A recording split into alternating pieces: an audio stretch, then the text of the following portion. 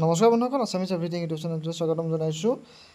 NSP পৰ্টেলত বহুতে হয়তো পাছৱৰ্ড চেঞ্জ কৰিব পৰা নাই। পাছৱৰ্ডটো চেঞ্জ কৰাটো অতি গুৰুত্বপূৰ্ণ। আপোনালোকে যিটো পাছৱৰ্ড SMS-ত পাইছে সেইটো পাছৱৰ্ড দিলেই আপোনালোকৰ প্ৰফাইল খোল নাখায়। তাৰ বাবে আপোনালোকে নতুনকৈ পাছৱৰ্ড দিব লাগিব। কেনেদৰে পাছৱৰ্ডটো দিব, কি কৰিব লাগিব, সেইখিনি বিষয়ে মই আপোনালোকক এই ভিডিঅ'টো লৈ আহিছোঁ। আপোনালোকৰ একাউণ্টটো কেনেকৈ চেক কৰিব, আধাৰ চিডেড হৈ আছে নে নাই, ফেচ অথেণ্টিকেট আপোনালোকৰ হৈ আছে নে নাই, যদি হোৱা নাই কি কৰিব লাগিব, যদি হৈ আছে তেতিয়া কি কৰিব লাগিব, আধাৰ চিটিং কেনেকৈ চাব লাগিব বা যদি হোৱা নাই কি কৰিব লাগিব, সেই বিষয়ে আপোনালোকে ডেছক্ৰিপশ্যনত দিয়া প্ৰথমতে লিংকটো খুলি ল'ব। এনেদৰে অ'পেন কৰাৰ পাছত যিটো ষ্টুডেণ্ট বুলি আছে সেই অপশ্যনটোত আপোনালোকে ক্লিক কৰি দিব। ক্লিক কৰি দিয়াৰ লগে লগে আপোনালোকৰ ইয়াত যিটো OTR নাম্বাৰ যিটো SMS-ৰ যোগেদি আহিছে সেই OTR নাম্বাৰ ইয়াত এনেকৈ লগ ইন বুলি আহিব। এই লগ ইনটোত আপোনালোকে ক্লিক কৰিব লাগিব। ক্লিক কৰাৰ পাছত আপোনালোকৰ যিটো SMS-ত যিটো কৈছে OTR নাম্বাৰ, সেই OTR নাম্বাৰটো আপোনালোকে ভৰাই দিব লাগিব। যদি OTR নাম্বাৰটো আপোনালোকে ডিলিট কৰি দিলে, মেছেজটো ডিলিট কৰি দিলে, তেতিয়াহ'লে কেনেদৰে আপোনালোকে ঘূৰাই পাব তাৰ ওপৰত এটা ভিডিঅ' মই লৈ আহিবলৈ চেষ্টা কৰিম। গতিকে আজি এই ভিডিঅ'টো চাই লওক আপোনালোকে। সেই OTR নাম্বাৰটো আপোনালোকে ইয়াত ভৰাই দিব লাগিব। ভৰাই পেলাই আপোনালোকে যিটো পাছৱৰ্ড SMS-ৰ যোগেদি আহিছে সেই পাছৱৰ্ডটো আপোনালোকে ইয়াত ভৰাই দিব লাগিব।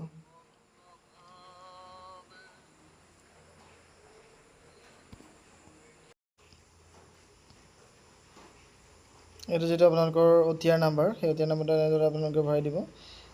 কম্পিউটাৰত যদি খোলে, আপোনালোকে কম্পিউটাৰত বৰ্তমানলৈকে পেজত খোল খোৱা নাই, কিবা অসুবিধা হৈ আছে, হয়তো সকলো অসুবিধা নিদিব পাৰে। আপোনালোকে কম্পিউটাৰত খুলিও কৰিব পাৰে এইখিনি আপোনালোকে, কিন্তু তাৰ বাবে মোবাইলতো আপোনালোকে কৰিব পাৰে। মোবাইলত কৰাটো অতি সহজলভ্য, বৰ্তমান ফটককৈ কৰিব পাৰিব।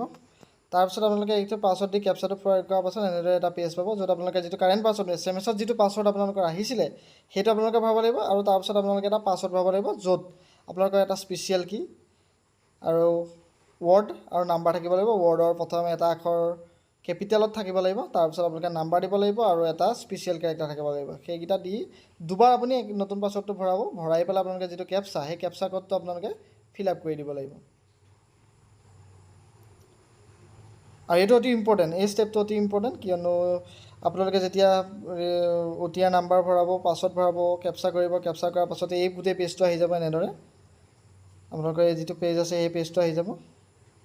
আৰু তাৰপিছত যেতিয়া আপোনালোকে নতুন পাছৱৰ্ড দিব, নতুন পাছৱৰ্ড দিয়াৰ পাছত পাছৱৰ্ডটো পুনৰ আগৰ এই অৱস্থাটোলৈ আহি যাব। নতুন পাছৱৰ্ডটো দিয়াৰ পাছত তেতিয়া আপোনালোকে পুনৰ OTR নাম্বাৰটো ইয়াত ভৰাব লাগিব। OTR নাম্বাৰটো আপোনালোকে নিজৰ OTR নাম্বাৰ ভৰাই ল'ব। ভৰাই লৈ আপোনালোকে যিটো পাছৱৰ্ড আছিলে সেই পাছৱৰ্ডটো SMS-ত অহা পাছৱৰ্ডটো নহয়। পিছত মই যিটো দেখুৱালোঁ যে নতুন পাছৱৰ্ড, যিটো মই কৈছিলোঁ এটা কেপিটেল আখৰ, তাৰপিছত এটা স্পেচিয়েল কেৰেক্টাৰ নাম্বাৰ মিলাই যিটো পাছৱৰ্ড দিছিলে আপোনালোকে, সেই পাছৱৰ্ডটো ইয়াত যিটো পাছৱৰ্ড, সেই পাছৱৰ্ডত আপোনালোকে ভৰাব লাগিব। ভৰাই আপোনালোকে কেপচাটো, সেই কেপচাটো আপোনালোকে ফিল আপ কৰি দিব লাগিব। ইয়াত কেপচা কোডটো ভৰাব লাগিব। ভৰাই আপোনালোকে লগ ইন অপশ্যনটো যে দেখিছে, সেই লগ ইন অপশ্যনত আপোনালোকে ক্লিক কৰিব লাগিব। মই আপোনালোকে এতিয়া কওঁ যে এই যিটো আপোনালোকে পাছৱৰ্ডটো চেঞ্জ কৰাৰ পাছত যিটো পেজ আহি যাব, সেই পেজত যেনেকৈ OTR নাম্বাৰটো আহিব, তাৰপিছত পাছৱৰ্ড আহিব। পাছৱৰ্ডটো যিটো নতুনকৈ আপোনালোকে নিজে দিলে সেই পাছৱৰ্ডটোৱে আপোনালোকে ভৰাব লাগিব। ভৰাবলৈ লৈ আপোনালোকে লগ ইন কৰি দিব। অলপ ভুল হৈ গ'ল, মই সেয়া আকৌ কৰি দিছোঁ।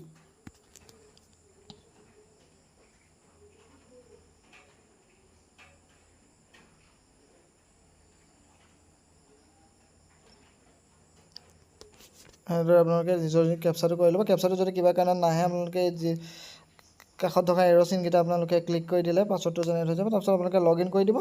লগ ইন কৰি দিয়াৰ লগে লগে আপোনালোকৰ ফটো, আপোনাৰ নাম, আপোনাৰ দেউতাৰ নাম, মাৰ নাম, আপোনাৰ ফোন নাম্বাৰ, ইমেইল সকলো দি আপোনাৰ যিটো প্ৰফাইল, সেই প্ৰফাইলটো ইয়াত আহি যাব। OTR নাম্বাৰটোৰ ওপৰত লিখা থাকিব আৰু তলত যে গোটেই অপশ্যনখিনি আহিব। আপোনাৰ আধাৰ নাম্বাৰটো কি, সেই গোটেইখিনি আহিব। আধাৰ চিডিং হৈ আছে নে, ফেচ অথেণ্টিকেট হৈ আছে নে, গোটেই ডিটেইলছটো আপোনালোকে দেখিবলৈ পাব। সেইটো কেনেদৰে আহিব আপোনালোকক মই দেখুৱাই দিছোঁ। ধৰি ইয়াত আপোনালোকৰ গোটেই ডিটেইলছটো আহিব। মই ইয়াত ব্লাৰ কৰি দিছোঁ, কিন্তু আপোনালোকে যেতিয়া খুলিব তেতিয়া আপোনালোকৰ গোটেই এড্ৰেছটো আপোনালোকে ইয়াত দেখিবলৈ পাব। ইয়াত ফোন নাম্বাৰ আছে, ফোন নাম্বাৰ আপোনালোকে চেঞ্জ কৰিব পাৰিব। যদি আপোনাৰ কাৰোবাৰ ফোন নাম্বাৰ ভুলকৈ দিয়া আছে, সেই ফোন নাম্বাৰ আপোনালোকে চেঞ্জ কৰাৰ অপশ্যন এই NSP নতুন পৰ্টেলটোৱে দিছে। সেই বিষয়ে আপোনালোকৰ আগলৈ নতুনকৈ ভিডিঅ' এটা লৈ আহিবলৈ মই চেষ্টা কৰিম। আৰু বহুতে কৈ আছে যে OTP নাহে, OTP অহা নাই বহুতৰ বাবে, আৰু OTP নাহে এতিয়ালৈকে। ইয়াত দেখিছে eKYC fetch authenticate completed. eKYC fetch authenticate এতিয়ালৈকে কমপ্লিটেড হৈছে। যদি eKYC কমপ্লিটেড অহা নাই কাৰোবাৰ, তেওঁলোকে মই যিটো ভিডিঅ' বনাই থৈছোঁ NSPৰ ওপৰত, ইয়াৰ আগত যি দুটা ভিডিঅ' বনাই থৈছোঁ, সেই দুটা ভিডিঅ' আপোনালোকে চাই ল'ব। তাৰপিছত ইয়াত দেখুৱাইছে আধাৰ চিটিং নট কমপ্লিটেড বুলি আপোনালোকে বেংকত গৈ আপোনালোকে যিটো আধাৰ সেই আধাৰটো আপোনালোকে চিট কৰাই ল'ব অতি গুৰুত্বপূৰ্ণ পে'মেণ্টটো পাবলৈ আপোনালোকে আধাৰ চিটিং কৰিবই লাগিব UGC হওক বা যিকোনো ধৰণৰ স্কলাৰশ্বিপ পাবলৈ আধাৰ চিটিং হৈ থাকিবলৈ লাগিব বুলি কৈছে গতিকে আপোনালোকে আধাৰ চিটিংটো বেংকত গৈ কৰাই ল'ব এতিয়া কেনেদৰে আপোনালোকে এপ্লাই কৰিব আপোনালোকে লগইন কৰাৰ পিছতে ৰাইট চাইডে এটা কৰ্নাৰ পাব তাত আপোনালোকে এপ্লাই ফৰ স্কলাৰশ্বিপ বুলি এটা অপশ্যন পাব সেই এপ্লাই ফৰ স্কলাৰশ্বিপটোত আপোনালোকে ক্লিক কৰি দিয়াৰ লগে লগে বিভিন্ন ধৰণৰ আপোনালোকৰ স্কলাৰশ্বিপ আহিব তাত আপোনালোকে বিভিন্ন ধৰণৰ এইটো দেখিছে এপ্লাই ফৰ স্কলাৰশ্বিপ সেই এপ্লাই ফৰ স্কলাৰশ্বিপত আপোনালোকে ক্লিক কৰি দিয়াৰ লগে লগে যিকোনো ধৰণৰ স্কলাৰশ্বিপ আপোনাৰ মুখৰ আগত আহিব আপোনালোকে যিটো এপ্লাই কৰিব পাৰে সেই এপ্লাই কৰা স্কলাৰশ্বিপ এপ্লাই কৰা যিটো আপোনালোকৰ কাৰণে আপুনি যোগ্য বুলি ভাবে সেইটো আপোনালোকে ক্লিক কৰি এপ্লাই কৰিব নহ'লে আপোনালোকে চাৰ্চ কৰি ল'ব ষ্টেট স্কলাৰশ্বিপ লাগে কোনটো স্কিমৰ আণ্ডাৰত লাগে কোনখন ষ্টেটৰ আণ্ডাৰত লাগে সেই সকলোখিনি চাৰ্চ কৰি দিয়াৰ পিছত আপোনালোকৰ মুখৰ আগত স্কলাৰশ্বিপখিনি কি স্কলাৰশ্বিপ অপেন হৈ আছে বৰ্তমান সেইখিনি ডিটেইলছটো আপোনালোকৰ আগলৈ আহি যাব এনেদৰে এইকেইটা স্কলাৰশ্বিপ বৰ্তমান বন্ধ হৈ গৈছে কাৰণে এপ্লাই কৰিবলৈ অহা নাই ইয়াত আপোনাৰ এপ্লাই বুলি এটা অপশ্যন থাকিব তাত আপোনালোকে ক্লিক কৰি দিয়াৰ লগে লগে আপোনাৰ স্কলাৰশ্বিপটো এপ্লাই হৈ যাব তাৰ কাৰণে আপোনালোকে নতুনকৈ কোনো ডকুমেণ্টছ দিবলৈ দৰকাৰ নাই আপোনালোকৰ সকলোখিনি ডকুমেণ্টছ ইয়াত আপলোডেড হৈ আছে গতিকে আপোনালোকে এনেদৰে এপ্লাই কৰিব পাৰিব আশা কৰিছোঁ ভিডিঅ'টো চাই ভাল পালে ভিডিঅ'টো লাইক কৰি দিব শ্বেয়াৰ কৰি দিব আৰু যদি চেনেলটো এতিয়ালৈকে ছাবস্ক্ৰাইব কৰি দিয়া নাই ছাবস্ক্ৰাইব কৰি দিবলৈ নাপাহৰিব ধন্যবাদ আৰু এইটো কথা কওঁ যে আপোনালোকে আধাৰ চিটিংটো অতি গুৰুত্বপূৰ্ণ আৰু সেইটো আপোনালোকে কৰাই ল'ব আধাৰ চিটিং কেনেদৰে চেক কৰিব তাৰ ওপৰতো ভিডিঅ' বনাই থোৱা আছে আগৰ দুটা মোৰ NSP ভিডিঅ' যিকেইটা সেইকেইটা আপোনালোকে এবাৰ চাই ল'ব ধন্যবাদ